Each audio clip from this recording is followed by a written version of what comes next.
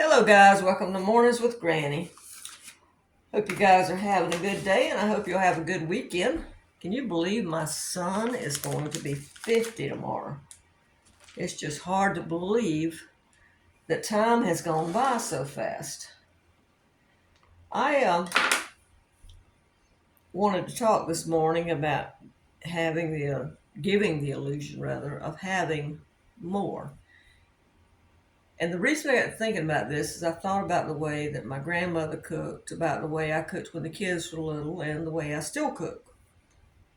So I thought we would use hot dogs for an example because it was the easiest thing to do. And I'm using meat because meat is the highest price item we buy. So let's say we got company coming and you've got 4 people coming, okay? We've got 2 hot dogs. Well, I got news for you. 2 hot dogs not going to feed 4 people if you give them to them like this. I mean, no one wants a half of a hot dog, okay? So, what I would do is cut that hot dog up into, let me get you down where you see. Let's see if I can get you down without dropping. I've already cut the hot dogs. You could cut the hot dog. Well, I'll cut one to show you. You could cut, this is 2 hot dogs cut up, okay? You could cut the hot dog in half, then like this, and then cut it like this, okay? All right, so this is 2 hot dogs cut up this way. Or if you want to give the illusion of looking like it's a little bit more, you could take the hot dog and cut it on an angle like this. That looks like you're getting a bigger piece than this. Same thing, but it's cut different. So if I got a call, whoops, I knocked that one off. If I got a call saying that I had 2 people coming to eat, or 4 people rather, coming to eat, and I've got 2 hot dogs, I would take those 2 hot dogs and I would cut them like this into chunks. And I would be doing some beanie weenies or soup or like a poor man's stew with like macaroni and tomatoes and tomato sauce and put the hot dogs in it and whatever little vegetables I might have in there. Basically a vegetable soup with macaroni and hot dogs. Or you could make a poor man's frittata. You could, if you got eggs, you could do like a frittata or an omelet, and you could use hot dogs in place of the bacon or sausage. You would come up with a way to make sure that food stretched. So those 2 hot dogs now, instead of being just a chunk like this, you've got a lot more. You've got these 2 hot dogs chopped up, and it goes a lot further. Same thing works with chicken. Normally we would sit down, a lot of us would eat a thigh and a leg or a chicken breast, and the chicken breasts now are, the size of your hand. Well, when my kids were little, we would cut the chicken breast in half like that. And that half would feed us a meal, the 5 of us. What I would do is I would make chicken and gravy with that piece where you could shred the chicken out. You could make chicken and rice. You could make chicken soup. You could make chicken pot pie. There are several things you could do with it. A stir fry. A stir fry doesn't take that much chicken. That chicken breast, if you sliced it thin, especially if it's big as your hand, you could feed a lot of people because you put a lot of vegetables in stir fry. So some people are saying, oh, that's not enough meat. Yes, it is. You don't need a lot of meat. I took that half a piece of chicken, as I started to tell you, and fed us a meal because I took it, I shredded it up, I made gravy with it, I put rice with it and a vegetable, or if we had potatoes, we did mashed potatoes. But we ate, and we had enough. You don't need a large piece of chicken when you sit down. You could do the same thing with a hamburger patty. I've done that before too. Have one hamburger patty left. and go, how am I going to use this to feed my family today? What I did was I chopped it up, put some onions with it, made some gravy with it, and we had it over rice or toast or biscuits or mashed potatoes, whatever we had. You could also take it and put it in soup. You could add it to some vegetable soup. Let's say you got some home canned vegetable soup. Or you could throw together a quick soup. You could do what we called a goulash, where we put macaroni and tomatoes together. Some people call it poor man's stew, and I've heard another word for it, I can't remember. But anyway, you could add it to that. And like I said, it's not a lot of meat, but it gives the illusion of being more. You could make lasagna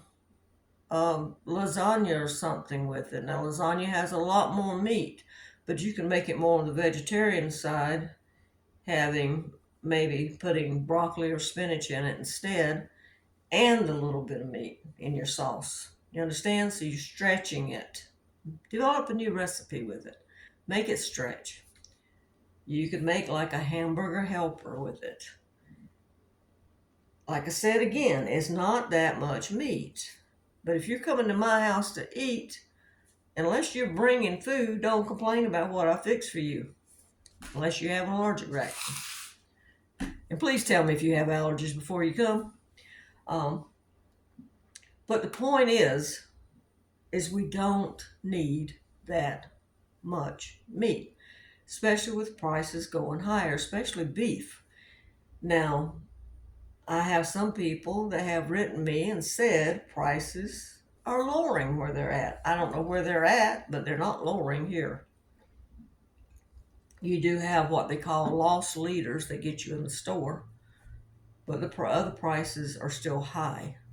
Let's say they have ground beef on sale for $2.99, and you go in to buy the ground beef, well, you wind up buying other things, and the prices are up.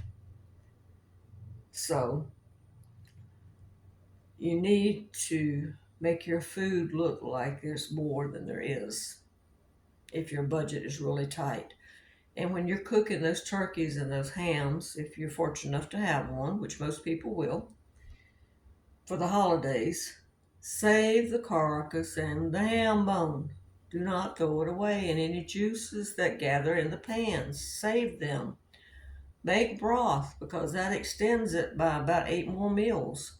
You might get 8 cups of broth out of a turkey. Well, you can use chicken too, carcass or more. Think of how good that ham broth would be on a pot of bean soup or just beans. You sit me down, have beans and cornbread, I'm happy. So think about how far can I stretch that food to look like I've got more than I've got. Because we eat with what we see too. It translates up here and says, oh, there's a lot of meat there. Instead of me, like I said, looking at, oh, well, that's all we got. I'm looking at this going, wow, that's a lot more. And I can make a lot more. I can feed a lot more people with it. You see what I'm saying? I hope this is not too confusing. I'm just trying to tell you how we cooked. I can remember my aunt coming over to my house, and she asked me for salt pork, because we cooked a lot with fatback or salt pork, whichever you want to call it. And she was going to cook a pot of beans. Well, when I cook a pot of beans, I didn't use but a piece about that big. Well, she'd use a piece about that big. And I sent her half of what I had, because I was going to cook some beans too. And she laughed at it. She said, that's not enough. Well, it was enough, because it did flavor the beans. It was enough, because as long as you cooked the beans, you got the flavor out of that little piece. So it was enough. But in her mind, it wasn't. So let's see how far we can stretch our food. And I'm not saying send anybody away hungry. I'm not saying be so stingy with your stuff you're sending people away hungry. I'm just saying if you get that surprise visitor or the surprise extra two visitor, you know how Grandma used to say, throw another tater in the pot? Well, this case, cut the meat differently. Make something else with it so that it stretches further, but you're still serving some type of meat if you eat meat. And a lot of my viewers, I think, do. I know everybody in my family does. So that could, be with vegetables or anything else. Instead of having, 1 ear of corn, you might cut that corn off the cob and add it to some vegetable soup to stretch it further, where you still get some corn, but you're stretching that 1 ear that you had. Because maybe you will sit down that day and eat that 1 ear of corn, and somebody calls and says, "Oh, I'm coming over," and you're going, "Oh, okay. What am I going to do?" And so you're thinking, what meals can I make? What can I add this corn to make it go further? And those might be poor examples for you, but that's the way I eat, so that's what I think. All right, guys, I'm gonna get off here. I think I've been rambling enough. But like I said, when you're buying groceries, of course, shop for the sales. Think of how you can stretch that item. Like my daughter the other day went and bought a Costco chicken. Those Costco chicken roasted chickens are so good. They're still I think they're still $4.99. Not only did they eat off of it, she also was able to pull some meat off and put in the freezer for later, and take the carcass and make a lot of chicken broth for later. That is dumplings or chicken and rice or soup or whatever she decides to make. So when you're shopping and you're thinking about how tight your money is, try to buy things that you can do more than one thing with, like these hot dogs. I don't have to just have a hot dog. I can have beanie weenies. I can have poor man's stew. I can have different things with it. You understand? Or if I'm getting chicken, how many meals can I make? Am I getting the bone-in chicken, or am I getting the boneless chicken? Which is a better deal? How many meals am I going to get out of it? Is it better if I bone it myself? Will I get more meals because I can use the bones then to make broth? So when your money's tight, think about it. How can I do more? How can I give the illusion that I have more? All right, guys. I hope you get something out of this. And I hope you have a good day. I think I'm going to do another series of what $5 will buy. We did the $10. I'm curious, with prices the way they are, what I can get for $5. You might be sitting here looking at one thing when we do the video, but I'm gonna try it and see. I just out of curiosity want to see what I can get for $5. I'm pretty sure there won't be any meat in it, but what can I get for $5? Let's try it and see. And you try it and see and let me know. All right, guys. Have a good day. Don't forget to give this a thumbs up and subscribe.